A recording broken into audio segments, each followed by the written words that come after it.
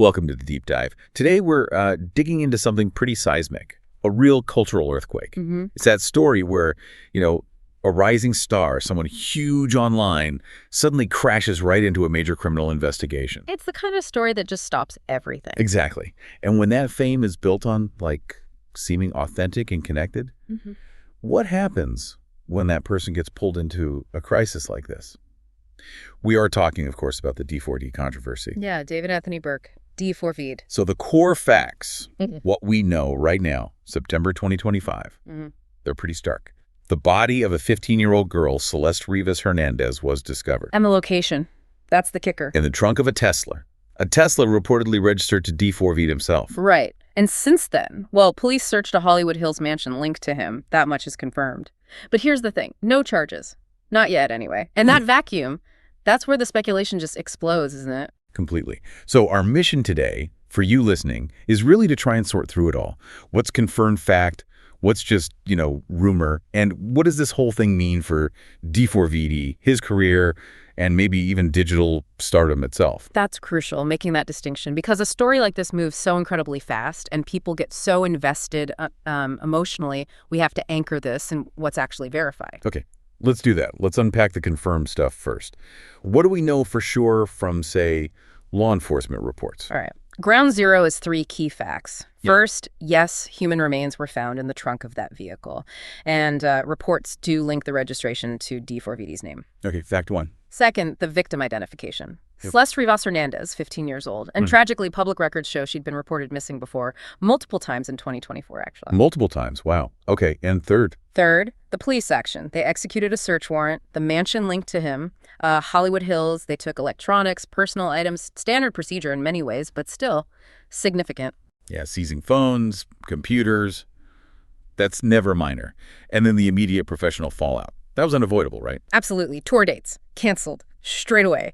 His team put out statements saying he's cooperating with the investigation. Standard crisis playbook, maybe? Pretty much. But what really launched this beyond just a crime story into this global obsession are those other details, the ones that aren't quite legal facts yet, but are just out there. Okay. This is where it starts to feel less like a news report and more like, the thriller plot. Yeah. The details you just can't ignore. Right. Exactly. 2 things, specifically, that are everywhere online, and reportedly, sources close to the investigation have hinted at them. First, the tattoo, Tattoos on the right index finger. Apparently, both Celeste, the victim, and D4v had the exact same, very distinctive tattoo. Tiny detail, huge symbolism. Okay, that is unsettling. And the second thing? The leaked track. A demo surfaced almost immediately after the news broke. The title. Celeste. Okay, hold on, though. That tattoo, the song title? Yeah. It's inflammatory. But we have to stress, for you listening, these are speculative connections right now, aren't they? They are speculative in terms of proving a crime, yes. How many artists write songs about people, maybe people they barely knew? Or use imagery that turns out to be common? We can't just leap to art equals evidence. That's a really critical point. The distinction is key. These details might not be evidence of a crime necessarily, but they're definitely being treated as evidence of a connection. Right. And in the court of public opinion, especially online, establishing a connection, especially one that feels secret or symbolic, like a shared tattoo or a dedicated song, that's often enough to build a whole narrative. Which brings us right to the next point. Why did the story explode? Why did it become such a cultural firestorm so fast, way faster than other celebrity scandals we've seen? It really comes down to how D4vd built his fame. It wasn't gradual, through traditional channels. No, it was TikTok. Viral. Overnight, almost. Exactly. TikTok, short-form video. His whole brand is based on being super accessible, relatable. He's like the anti-pop star. When your whole career, your whole image is built on that feeling of access, you're basically signing up for your life to be put under a microscope. That's the deal, or the risk anyway. When fame is that instant, that digital, every single lyric, every quick Instagram story, every symbol like that tattoo, it gets dissected by fans who are used to looking for hidden meanings, for clues. It's like a built-in audience for conspiracy theories. It makes the whole situation ripe for it, just instantly. Let's talk about that blurring of art and evidence again, because this Celeste track is such a perfect example. It went from, a demo on a hard drive somewhere, to suddenly being Exhibit A in the public's mind. overnight. It transformed instantly. And in this era, the era of algorithmic celebrity, coincidence just doesn't get treated as coincidence very often. Right, has to mean something. The platforms themselves encourage it. People see the song, they stitch it, they duet it, they react.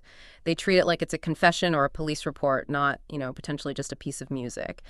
It creates this feedback loop that builds the story faster than any official statement ever could. And thinking bigger picture for his career, the stakes here feel existential. Like a more traditional celebrity might survive a scandal, go quiet for a year, come back. Right. They have decades of history, maybe, institutional backing. But for a digital star, someone whose whole brand is that immediate connection, that relatability. It threatens his very survival, that trust, that accessibility. If that gets shattered by linking him to something this horrific, the whole brand can just collapse. He doesn't have that buffer, that historical goodwill to just, write it out. And the legal situation itself is pouring gasoline on the fire, isn't it? That lack of clarity. Oh, absolutely. The legal limbo. He's not cleared, but he's not charged either. That is the absolute perfect breeding ground for speculation, for rumors, for these really dramatic narratives to take hold. Because the public wants answers now. They want closure. They want a neat story with a villain and a victim. And when the police have to play it close to the vest, which they do, the internet just rushes in to fill that void, usually with the most sensational version possible. Okay, so because of that limbo, the source material we looked at laid out 3 possible scenarios, 3 hypotheses, really. And we should walk you, the listener, through them. Yeah, moving from the confirmed facts to, let's say, informed probabilities. Okay. Scenario A, the bystander. This is the one where D4vd is basically just caught in the crossfire. Collateral damage. How could that actually work, even with the car registration in the raid? Okay, so in this version, the link to the car, it's purely circumstantial regarding the crime. The Tesla is registered to him, sure, but maybe it was borrowed, maybe stolen, maybe misused by someone else entirely without him knowing. Right, could be staff, family, friends. Exactly.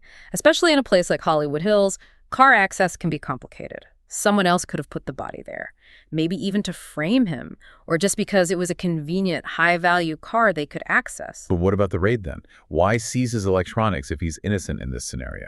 That's a good question. In this bystander scenario, the raid is about proving his innocence.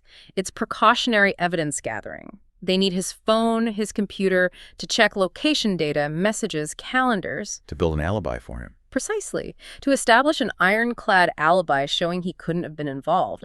If that alibi holds, then he's just incredibly unlucky that his property was used in this horrific way. Okay, that's scenario A, plausible. Then there's scenario B, direct implication, this one. This takes all those weird details, the tattoo, the song, the car, and lines them up. Yeah, scenario B suggests the investigators are looking at more than just an alibi check. Those details hint at a potentially deeper connection between D4vd and the victim, Celeste. So they'd be actively building a case against him. Potentially, yes. They'd be looking for motive, opportunity, maybe intent. That Celeste demo, for instance. Even if it's not proof of a crime itself, maybe it proves they knew each other well. That could contradict any statement saying he barely knew her, you see. They'd be trying to link digital evidence from those seized devices with physical evidence from the car, from the scene. If they build that strong chain, then yes, we're looking at a massive, shocking criminal case involving a huge star. And the public interest would just skyrocket even more. Exponentially. Okay. Then the third possibility, scenario C, coincidence and myth-making. This sounds like the messy middle ground. It is. It's where some facts are true. The body was in his car, but the narrative, especially the online narrative, is maybe connecting dots too eagerly. So the connections aren't necessarily what they seem. Right. Maybe the Celeste song was about someone else entirely. Or fictional. Maybe the tattoo is just a bizarre coincidence. You see trends like that in youth culture sometimes. And maybe the body was planted in his car, not randomly, but specifically by someone trying to frame him or ruin his reputation. They knew his routines, knew how to access the vehicle. So it acknowledges the core fact body in the car, but suggests the why and how are different from direct involvement, maybe calculated framing. Exactly. It accepts that sometimes really unfortunate events just line up, and then digital outrage amplifies it into something. Well, something that might not be the full truth. Whichever scenario turns out to be true, though, the immediate fallout, the ethical questions, the career impact, it's devastating right now. Oh, absolutely devastating. The biggest issue is the trial by media. It's already happened. Even if scenario A is proven true tomorrow, even if he's completely cleared, the damage to his reputation is huge, maybe irreparable. How do you ever untangle your name, your brand, from the singer whose car had a body in it? That association, it just sticks, doesn't it? It's incredibly hard to shake. And then think about the industry side, the business reality. Yeah, labels, brands, collaborations. They're all running for the hills. It's immediate, deep freeze. If you're a big company thinking about an endorsement deal, this level of association, this kind of scandal, it's toxic. They don't wait for verdicts. They just care about brand safety. So those deals, they're likely dead. Which really highlights that lack of patience we see now, In this age of viral outrage, nobody waits for the evidence anymore. Condemnation comes first. It really does. The public demands instant answers and assigns blame quickly. Waiting is a luxury few stars are afforded in moments like this. So if D4vd is going to somehow navigate this professionally, assuming he's innocent, what does that even look like? It's an incredibly steep climb, like near vertical. It would require total transparency with the police, obviously, but also a very, very careful public relations approach. Focus completely on empathy for the victim, for her family, but without saying anything that could be twisted legally. Walking a light rope. A very fine one. And honestly, he probably needs to just disappear professionally for a long time until all the legal fog clears completely. And even then, if he is cleared, the comeback. Brutal. Uphill all the way, maybe insurmountable. Some fans won't come back. The scandal itself just becomes part of his story forever. So near term, what should we expect? More leaks? Probably. Almost certainly. More alleged DMs, maybe old song lyrics taken out of context, screenshots, anything to feed that insatiable online demand for information, for narrative fuel. And we wait for the police? Official statements? That's the next potential earthquake. Whether they file charges or publicly clear him, either announcement will send massive shockwaves. Until then, industry silence.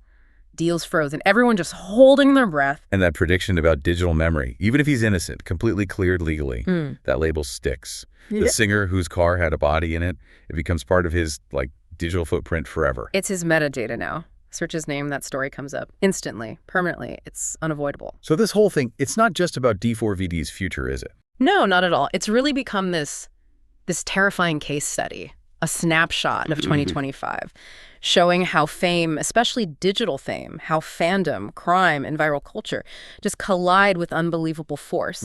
This whole situation, regardless of his guilt or innocence, it's telling you something important. The sheer speed, the ferocity of the public reaction, that immediate jump to find connections to build conspiracies, it tells you everything about how fragile digital celebrity is, and frankly, how tragedy gets consumed as content today.